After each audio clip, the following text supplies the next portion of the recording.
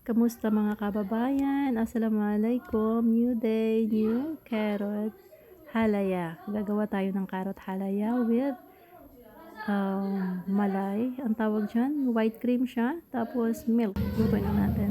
Sobrang juicy at napaka-fresh ng ating carrot. So, iyan yung cream natin. Tsaka lalagyan natin ng walnut. Fresh din yan from Sawad. So, yan. Bubuksan natin isa-isa. Napaka-juicy din yan. Fresh, crunchy.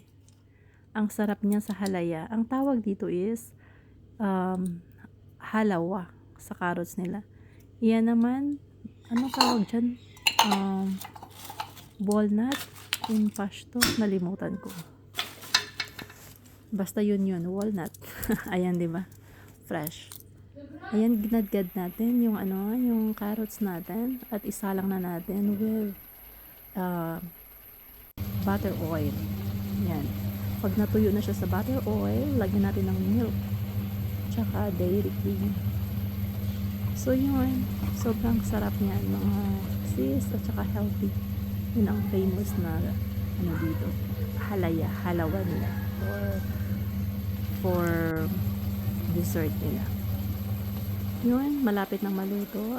Ipa-dry lang natin yan. Hanggang maubos yung milk na nilagay natin. So, ayun na nga. I-try nyo din. Masarap pagka tapos nyo kumain pang dessert. So, yun yung finished product natin. Yan. Tsaka, i-insert ko na rin yung binigay sa akin ng kaibigan ko. Ayan, fresh na oranges. Juicy. Ayun, salamat sa panonood. Assalamualaikum. Ayan, bago tayo magtatapos, ayan yung mga manukan ko sa taas. Nagpapaitlog din ako sa rooftop. Ayan, isa rin yan sa mga libangan para tayo dito hindi ma-bored sa loob lang ng bahay. Alam mo naman yung culture nila, 'di ba? Mga babae hindi lumalabas lagi. Pag lumalabas, buong angkan. So yun, may malibangan sa loob, sa rooftop yan.